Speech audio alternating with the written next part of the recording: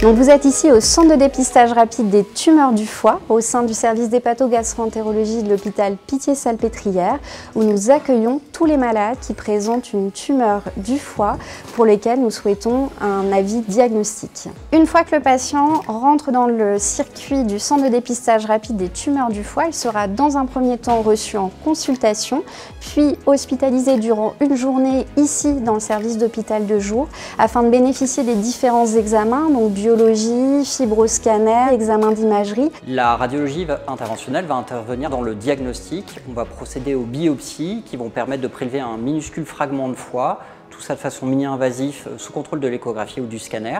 Ça va permettre par la suite de faire le diagnostic et de rechercher des cibles qui vont permettre d'orienter les traitements et d'activer les traitements. Et au bout d'une semaine, après la réalisation de la réunion de concertation pluridisciplinaire, il sera de nouveau reçu en consultation afin donc, que nous puissions lui donner le diagnostic et le plan de traitement le plus personnalisé possible pour sa maladie, avec soit une prise en charge chirurgicale ou en radiologie interventionnelle ou par des traitements par voie intraveineuse. Dans notre centre ici à La Pitié, nous avons à la fois une offre de soins sur la transplantation et toutes les innovations qui tournent autour, et la chirurgie du foie. La chirurgie du foie consiste à retirer la tumeur avec des marches.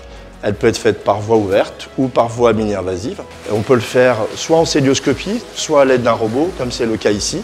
On peut aussi y ajouter un colorant vital qui permet de repérer les tumeurs qu'on va injecter quelques jours avant et qui vont nous guider pendant la chirurgie pour retirer ces tumeurs. 90% des tumeurs sont développées sur une maladie du foie chronique, même arrivée au stade de cirrhose. Et c'est pour cette raison que toutes les techniques mini-invasives vont permettre d'améliorer la tolérance au traitement en minimisant l'impact de cette chirurgie. La radiologie interventionnelle peut intervenir à un deuxième moment du parcours du patient. Il y a tout un éventail de traitements mini-invasifs, la cryothérapie, le micro-ondes, qui vont permettre de détruire des tumeurs hépatiques sous contrôle du scanner et de l'échographie en utilisant uniquement des aiguilles. Et donc ça permet aux patients de sortir le lendemain ou éventuellement d'être traités en ambulatoire.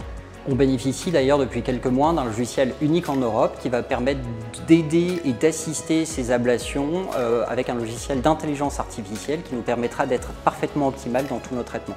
Parfois, on va débuter par de la radiologie interventionnelle, puis après proposer les patients à la chirurgie. Parfois, dans le sens inverse, vraiment l'objectif, c'est de faire au mieux pour nos patients. Malheureusement, la mortalité sur liste d'attente est encore de 10% et pour pallier à ce manque de greffons, il faut pouvoir obtenir plus de greffons. Donc ici, nous réalisons soit des partages de foie pour greffer 2 malades, soit des greffons mis sur machine.